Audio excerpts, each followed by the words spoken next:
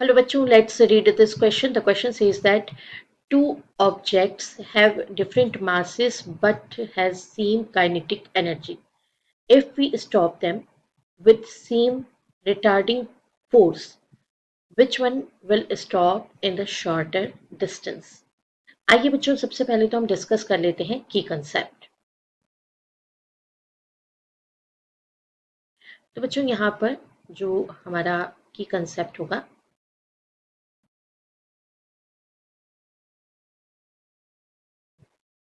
तो यहाँ पर जो की कंसेप्ट है बच्चों वो है सबसे पहले तो फॉर्मूला फॉर काइनेटिक एनर्जी। तो kinetic energy that is equals to half mv square. Here m, that is mass of object, and v equals to its velocity. And बच्चों यहाँ पर हमें फोर्स जो है रिटार्डिंग फोर्स उसके बारे में भी पता होना चाहिए। तो जैसे ये फर्स्ट हमने कॉन्सेप्ट यहाँ पे समझा है, तो सेकंड कॉन्सेप्ट हम समझ रहे हैं रिटार्डिंग फोर्स। तो बच्चों जनरली हम क्या एक्सप्रेस करते हैं? Generally we express force is equals to mass into acceleration, and retarding force जो होता है उसको हम एक्सप्रेस करते हैं मास इंटू रिटार्डेशन। तो इस तरीके से आप रिटार्डिंग फोर्स को समझ सकते हैं। तो चलिए अब देख लेते हैं सॉल्यूशन। जो सॉल्यूशन में हम सबसे पहले तो यहाँ पर दो ऑब्जेक्ट कंसीडर करेंगे क्योंकि हमें दो ऑब्जेक्ट के लिए कैलकुलेशन करना है। तो ये है हमारा फर्स्ट ऑब्जेक्ट जिसका कि मास है m1 और ये यहाँ पर मूव ऑन कर रहा है v1 वेलोसिटी से, और ये हमारा है सेकेंड ऑब्जेक्ट जिसका मास है m2 और ये v2 वेलोसिटी से इस डायरेक्शन में मूव कर रहा है। तो ऑब्वियसली फर्स्ट के लिए काइनेटिक एनर्जी हो जाएगी हाफ m1 v1 स्क्वायर और इसके लिए काइनेटिक एनर्जी हो जाएगी half m2 v2 square. And then therefore अगर हम काइनेटिक एनर्जीज के बारे में क्वेश्चन में देखें तो हमें गिवन है कि दोनों ऑब्जेक्ट्स जो हैं उनकी काइनेटिक एनर्जी सेम है। तो अकॉर्डिंग टू क्वेश्चन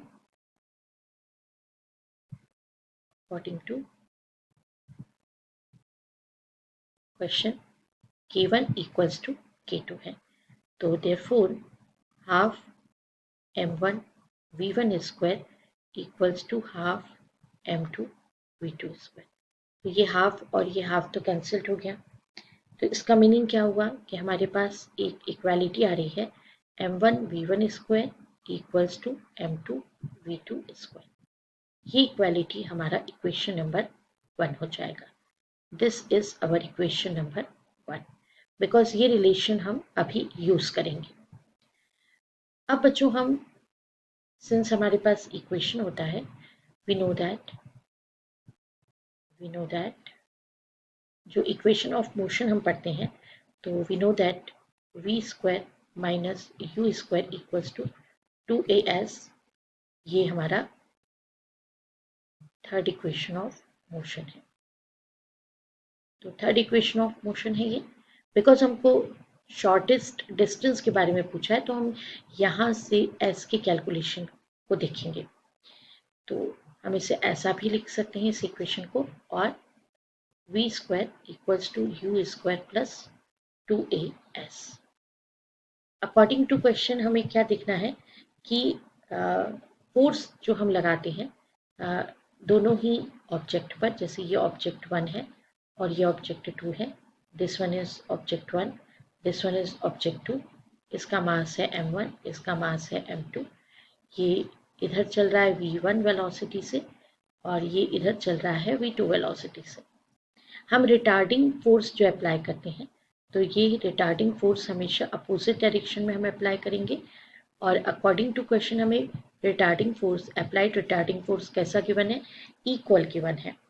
तो जैसे ही हम इस पर रिटार्डिंग फोर्स अप्लाई करते हैं तो ऑब्जेक्ट आगे चल के कुछ डिस्टेंस चल के, सपोज ये टोटल s1 डिस्टेंस चल के स्टॉप होता है और ये s2 डिस्टेंस चल के स्टॉप हो जाता है।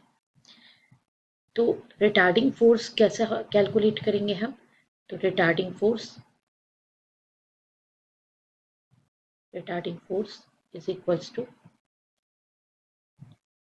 फोर्स, तो F equals to m into a से कैलकुलेट किया जाएगा। ए यहाँ पे रिटार्डेशन को रिप्रेजेंट करेगा, तो यहाँ से ए इक्वल्स टू हो जाएगा F upon m। So therefore A1 equals to F upon m1 and A2 equals to F upon m2। क्योंकि बच्चों देखिए दोनों के लिए फोर्स सेम दिया है ना, तो F1 F2 नहीं करेंगे, यहाँ पे F और F दोनों ही कंडीशन में सेम रखेंगे। अब बच्चों ये जो इक्वेशन है, इस इक्वेशन को हम देखेंगे। इस इक्वेशन से फाइनली जब ये स्टॉप हो जाता है, यहाँ पे स्टॉप कंडीशन हुआ तो यहाँ पे v1 0 होगा, ये भी स्टॉप हुआ तो यहाँ पे v2 इक्वल्स टू क्या हो जाएगा, 0 हो जाएगा।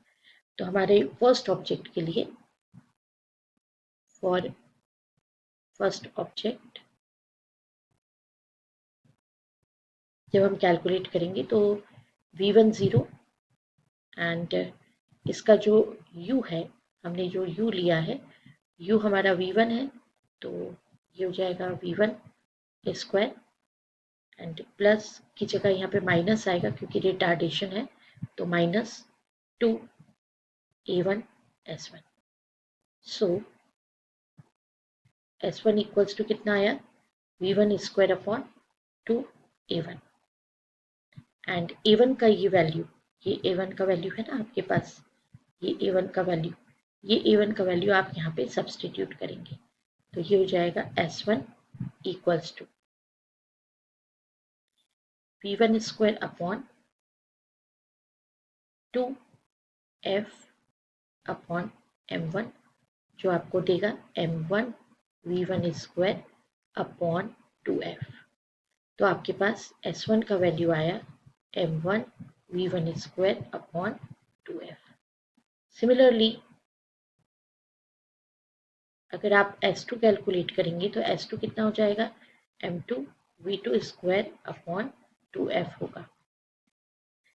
तो बच्चों ये हमने s1 की वैल्यू और s2 की वैल्यू, दोनों की वैल्यू हमने क्या कर ली है, कैलकुलेट कर ली है। अब बच्चों जैसा आप देख रहे हैं कि s1 अपॉन s2 अगर हम ये लेना चाहें तो हमारे पास वैल्यू आएगी m1 v1 square upon 2f, फिर इनटू में यहाँ पर होगा m2 v2 स्क्वायर और ये 2f, 2f to 2f cancel, ये होगा m1 v1 square upon m2 v2 square. और जैसा मैंने आपको इक्वेशन 1 में बताया था, ये हमारा इक्वेशन नंबर 2 हो गया। तो from 1 and 2 s1 equals to s2 हो जाएगा। Y? Because m1 v1 equals to m2 v2 है, तो ये दोनों एक दूसरे को क्या कर देंगे, कैंसिल आउट कर देंगे। तो s1 बाई s2 ये दोनों क्या हो जाएंगे, 1 के इक्वल, और s1 इक्वल्स टू क्या हो जाएगा, s2 के इक्वल। मैं आपको सॉल्व करके भी बता देती हूँ इसको। देखिए फ्रॉम इक्वेशन 1 हमारे पास है m1 v1 square equals to m2 v2 square and from equation 2 हमारे पास वैल्यू आया है s1 upon s2 equals to m1 v1 square upon m2 v2 square. तो सिंस ये दोनों इक्वल ही हैं, ये दोनों इक्वल है तो ये कैंसिल्ड आउट हो जाएंगे। तो s1 अपॉन s2 किसके इक्वल आएगा, 1, तो therefore s1 equals to s2 means कोई भी शॉर्टर डिस्टेंस ट्रेवल्ड नहीं करेगा। तो यहाँ पे दोनों कैसे ट्रेवल करेंगे? Equal distance. तो which one will stop in the shorter distance? No one will stop with the shorter distance. दोनों ही एक जैसा डिस्टेंस ट्रेवल करेंगे। I hope you understood it well. Best of luck. Thank you.